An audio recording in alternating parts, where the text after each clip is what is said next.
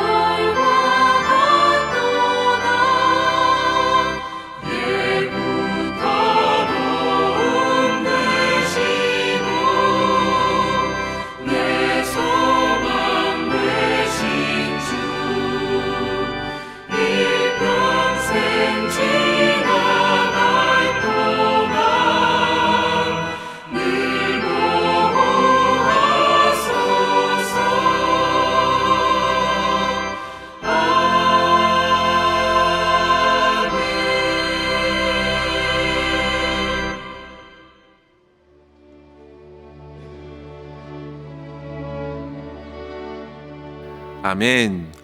오늘 말씀은 출애굽기 8장 16절에서 24절까지의 말씀입니다. 여호와께서 모세에게 이르시되 아론에게 명령하기를 내 지팡이를 들어 땅에 티끌을 치라 하라. 그것이 애굽의 온 땅에서 이가 되리라. 그들이 그대로 행할세 아론이 지팡이를 잡고 손을 들어 땅에 티끌을 치매 애굽 온 땅의 티끌이 다 이가 되어 사람과 가축에게 오르니 요술사들도 자기 요술로 그같이 행하여 이를 생기게 하려 하였으나 못하였고 이가 사람과 가축에게 생긴지라. 요술사가 바로에게 말하되 이는 하나님의 권능이니이다 하였으나 바로의 마음이 완악하게 되어 그들의 말을 듣지 아니하였으니 여호와의 말씀과 같더라. 여호와께서 모세에게 이르시되 아침에 일찍이 일어나 바로 앞에 서라. 그가 물 있는 곳으로 나오리니 그에게 이르기를 여호와께서 이와 같이 말씀하시기를 내 백성을 보내라. 그러면 그들이 나를 섬길 것이니라. 내가 만일 내 백성을 보내지 아니하면 내가 너와 내 신하와 내 백성과 내 집들에 파리떼를 보내리니 애굽 사람의 집집에 파리떼가 가득할 것이며 그들이 사는 땅에도 그러하리라. 그날에 나는 내 백성이 거주하는 고센 땅을 구별하여 그곳에는 파리가 없게 하리니 이로 말미암아 이 땅에서 내가 여호와인 줄을 내가 알게 될 것이라. 내가 내 백성과 내 백성 사이를 구별하리니 내일 이 표징이 있으리라 하셨다 하라 하시고 여호와께서 그와 같이 하시니 무수한 파리가 바로의 궁과 그의 신하의 집과 애굽 온 땅에 이르니 파리로 말미암아 그 땅이 황폐하였더라. 아멘. 성도 여러분, 세상의 신은 순간 하나님을 흉내낼 수 있어도 분명한 한계를 가지고 있습니다. 세상의 신들은 하나같이 진짜가 아니고 허상일 뿐입니다. 그들의 가장 큰 능력이라 한다면 가장하는 것입니다. 거짓의 아비 사단의 괴술이 바로 속임수라 했는데요. 사단은 그렇게 사람들을 유혹하고 속여서 넘어뜨리는데 대단한 성공을 이루었습니다. 아담과 하와를 속여 넘어뜨리고 결국 인간에게서 하나님의 영광을 가리게 하였고, 이제 예배소 2장 2절에 언급된 대로 공중 권세를 붙들고 어둠과 죽음의 두려움을 불순종하는 죄인들에게 일으켜 그들을 좌지우지하게 되었습니다. 그러나 성도 여러분, 그 모든 사단의 흉악한 전략도 간교한 거짓도 빛 대신 하나님 앞에 서기만 하면 모두 그 힘을 잃습니다. 어둠이 빛 앞에 힘을 쓰지 못하듯이 거짓은 진리 앞에 무력합니다. 사단과 그 세력들은 처음부터 그랬듯이 끝까지 속이려 하지만 결국 빛과 진리 앞에서, 하나님과 그 아들 예수 그리스도 앞에서 그들은 결국 거짓으로 드러난 자신의 모습에 부끄럽고 비참하게 될 뿐입니다. 성도 여러분, 오늘 본문은 10가지 재앙 중에 2와 8위의 재앙을 소개하고 있습니다. 첫 번째로 이 재앙을 한번 보시면 드디어 바로의 마술사들이 하나님을 인정하는 모습을 보게 됩니다. 요술사들은 하나님을 대항하면서 자기들의 요술로 먼지를 이로 만들어낼 수는 없었습니다. 그들이 고백합니다. 19절의 말씀을 보시면요, 이는 하나님의 권능이다. 이 말의 원문에는 이렇게 나와 있어요. 이는 하나님의 손가락입니다. 성도 여러분, 저는 어릴 적 한국의 어린이날이나 이따금 특별한 날에 방영되었던 마술쇼를 본 적이 기억나는데요. 어릴 때 본 여러 마술 장면은 저의 온갖 호기심과 관심을 끌어내기에 충분했습니다. 어린 저는 마술사의 능력을 부러워하고 뭔가 대단하게 여기게 되었던 것입니다. 그러나 성인이 되어서는 그 정도만큼 빠져들지 않습니다. 지금은 그저 웃으면서 넘어갑니다. 이유는 그 내막을 어느 정도 이해하기 때문이죠. 마술사들은 자신들의 그 화려한 손기술로 사람들의 시선을 순간 다른 데로 돌리는 데 능숙합니다. 그리고 여러 무대 장치와 다른 작업들을 동원해서 사람들로 하여금 마술에 빠져들도록 나름대로의 탄탄한 플랜이 가미되어 있다는 사실을 이미 저도 알고 있기에 그저 웃고 재미있게 넘길 뿐이죠. 그 마술을 결코 신봉하지 않습니다. 돈 한 장을 찢었는데 여러 돈을 만들어내는 마술을 그대로 믿고 그 마술을 배워 자기 돈을 불리려는 생각을 한다는 것, 그것은 참으로 어리석은 것이죠. 그런데 오늘 본문을 보십시오. 마술과 요술의 한계를 만났습니다. 요술사들은 하나같이 이것은 하나님의 손가락이라고 시인했습니다. 성도 여러분, 하나님의 손가락은 능력의 손가락입니다. 그 손가락은 창조의 손가락입니다. 다윗은 시편 8편 3절에 주의 손가락으로 만드신 주의 하늘을 찬양하였습니다. 그런데 바로 본문에서 바로의 요술사들이 그렇게 자기들의 도무지 따라할 수 없는 그 한계를 인정하며 하나님의 손가락이라 고백하고 있는 것입니다. 이러한 지경에 이르렀는데 바로는 어떻습니까? 여전히 그렇지 않다고 마음을 완악하게 하는 것입니다. 하나님에 대한 마음을 결코 달리할 생각이 없었고 더욱 고집과 아집으로 일관했습니다. 참으로 미련하고 어리석은 이 바로의 상태는 이미 하나님께서 말씀하신 것과 크게 다르지 않은 것입니다. 사랑하는 성도 여러분, 우리는 이러한 바로의 완악함을 보면서 하나님을 탓할 수 있겠습니까? 하나님께서 완고하게 하셨다 할 수 있겠습니까? 자기 신하들이 그렇게 인정하였음에도, 스스로의 무력함이 탄로났음에도 여전히 그렇지 않다고 스스로 마음을 속이며 고집스럽게 하나님을 대적하려 합니다. 참으로 인간의 뿌리 깊은 죄악의 모습이죠. 결국 스스로 멸망할 것입니다. 사단을 한번 생각해 보십시오. 그는 거짓의 아비로서 속이고 속이다 결국 자기 자신까지 속여서 예수 그리스도를 십자가로 몰아세우지 않았습니까? 그러나 하나님께서는 오히려 그 십자가로 인류의 죄를 사하셨고 거룩한 하나님의 공의와 사랑을 드러내시며 사망 권세를 깨뜨리셨으니 결코 사단의 속임수는 하나님의 능력, 하나님의 지혜 앞에 힘을 쓸 수 없음이 역사 가운데 밝히 드러나게 된 것입니다. 따라서 성도 여러분, 오늘의 말씀에 비춰주시는 저와 여러분 안에 있는 그 바로의 완악함을 끄집어내어 주님의 십자가 앞에 내려놓아야겠습니다. 언제까지 하나님의 말씀을 부인하려 하십니까? 자기의 이론과 생각, 자기 판단, 세상의 풍조와 여러 가지 가치에 속고 속아서 언제까지 하나님의 역사하시는 손을 부인하시렵니까? 히브리서 기자는 히브리서 3장 7절과 8절에서 권고합니다. 그러므로 성령이 이르신 바와 같이 오늘 너희가 그의 음성을 듣거든 광야에서 시험하던 날에 거역하던 것 같이 너희의 마음을 완고하게 하지 말라.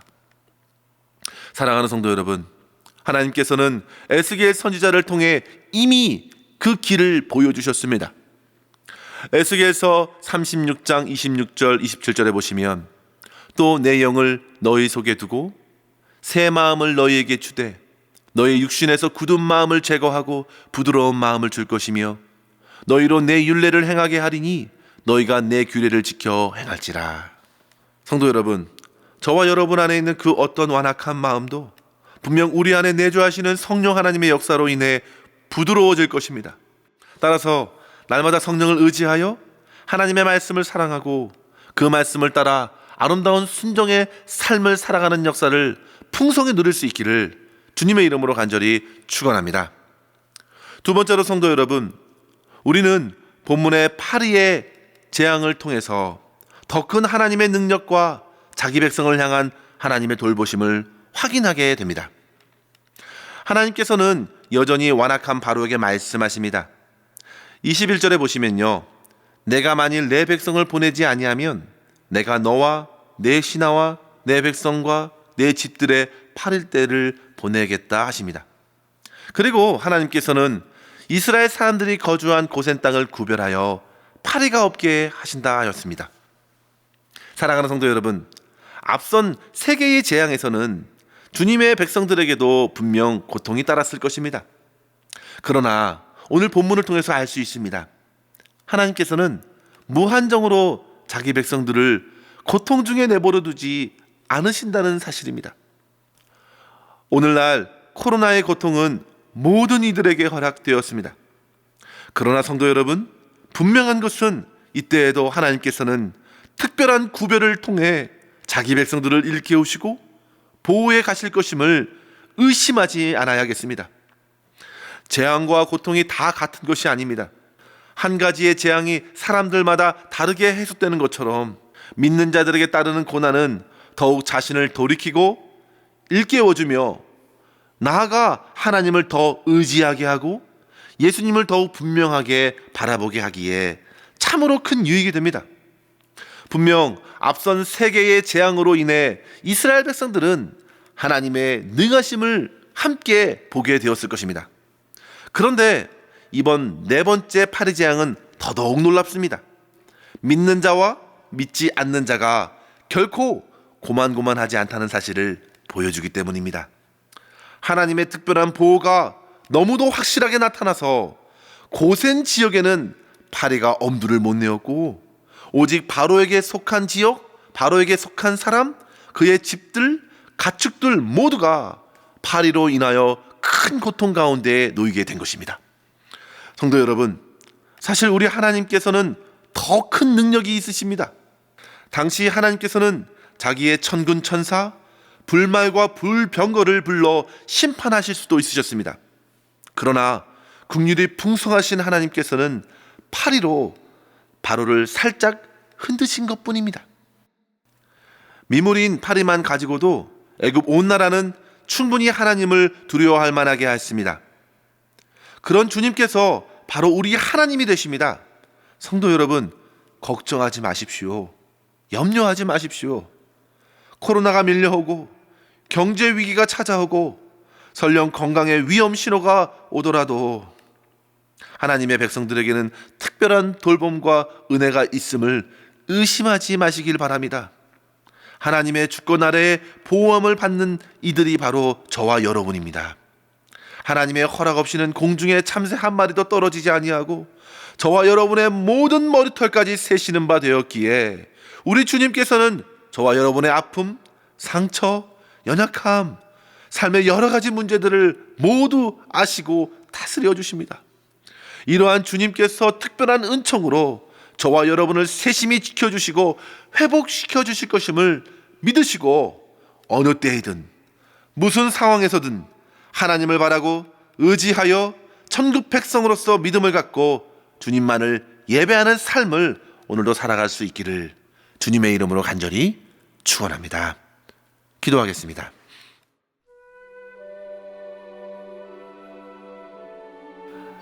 아버지 하나님 감사합니다. 오늘도 주님의 놀라운 역사를 보게 하심에 감사합니다. 주님, 세상의 거짓과 속임수에 넘어가지 않도록 저의 심령을 붙들어 주시고 완악하고 죄에 찌든 어리석은 생각을 주님의 말씀으로 도려내어 모두 주님의 십자가 앞에 내려놓게 하여 주시고 오직 주님의 능력으로, 성령의 능력으로 새롭고 부드러운 마음으로 변화시켜 주시옵소서. 그리하여 오직 주님의 말씀에 우리의 삶을 전적으로 맡기고 순종케 하시며 어떤 상황에 있든지 우리를 특별하게 지켜 보호해 주시고 인도해 주시는 우리 주님만을 더욱 사랑하고 의지하며 살아갈 수 있도록 붙들어 주시옵소서. 오늘도 오직 주님께 모든 것 맡기옵고 우리 구주 예수님의 이름으로 간절히 기도드리옵나이다. 아멘. 사랑하는 성도 여러분, 오늘도 주 안에서 기쁨과 평안 가운데 승리하시길 바랍니다. 감사합니다.